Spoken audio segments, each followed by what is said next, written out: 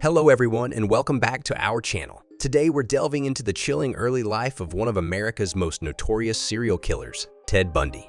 In this video, we'll explore the events and experiences that shaped Bundy's path towards infamy.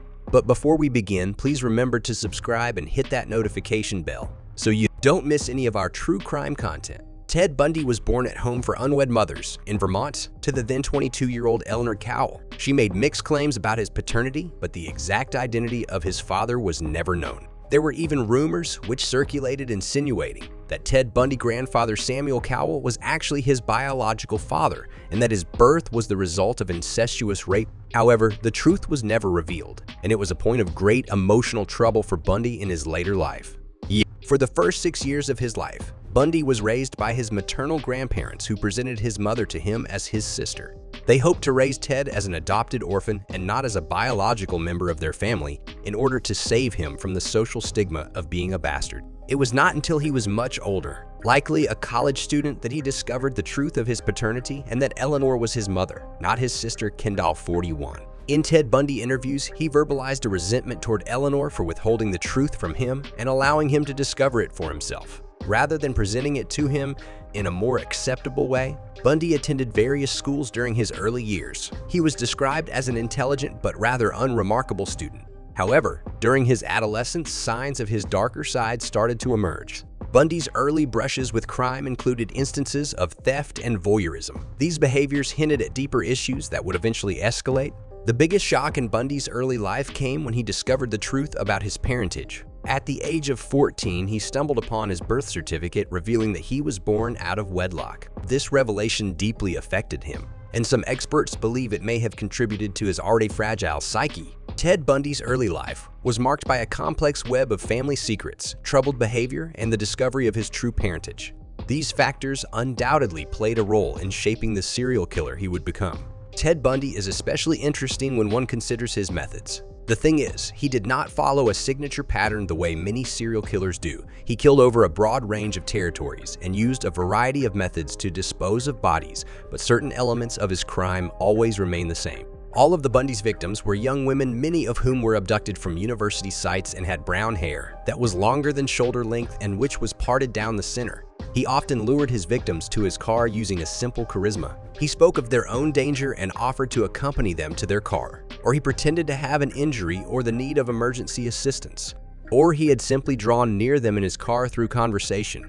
In the end, their willingness to trust this clean-cut and apparently harmless man almost always ended in their death. After abducting his victims, Bundy would take them to a secluded location where he could rape them and bludgeon them to death using blunt objects like tree limbs or other clubs. Only later in his psychopathic career did his crimes lose their sense of organization, ultimately culminating in strangulation rather than death by blunt force trauma. While his killings began in Washington, where he was living at the time, they followed him from state to state. When he began law school at the University of Utah in Salt Lake City, he left the string of bodies in his wake. However, when suspicion began to fall on him, he moved to a new hunting ground, eventually killing in a variety of states, including Idaho, Colorado, and Florida. Bundy's story also includes daring escapes from custody. By the fall of 1974, the disappearances of young women stopped in Washington and started in Utah after Bundy enrolled in law school in Salt Lake City.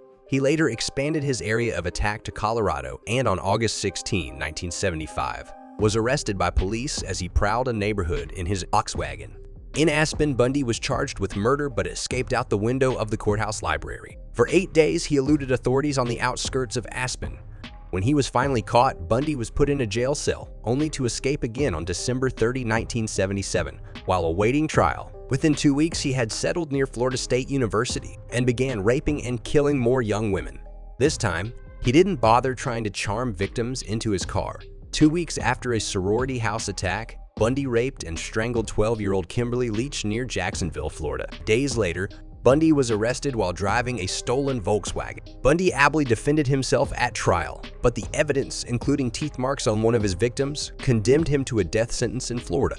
For the next 10 years, Bundy filed appeal after appeal to avoid the electric chair. This was unsuccessful, and he eventually confessed to 36 murders. When he was executed on January 24, 1989, thousands of people came to cheer outside the Florida State Prison. These escapes kept Bundy in the public eye and showcased his uncanny ability to manipulate those around him. He managed to evade capture for days, even weeks at a time, leaving authorities and the public in a state of constant fear. The trial of Ted Bundy became a media spectacle and was often referred to as the trial of the century. Bundy's decision to represent himself in court led to bizarre and chilling moments. The courtroom became a stage for Bundy's twisted charisma, where he would cross-examine his own victims' families and the survivors, adding to their trauma. Throughout the trial, he maintained his innocence even as the evidence against him piled up.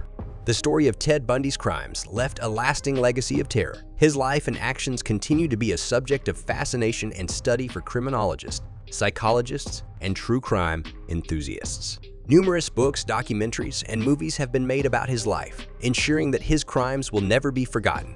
Bundy's case has had a profound impact on the way law enforcement approaches serial killers and the study of criminal psychology. As we conclude this deep dive into Ted Bundy's crime story, we want to remind you to stay vigilant and aware of your surroundings.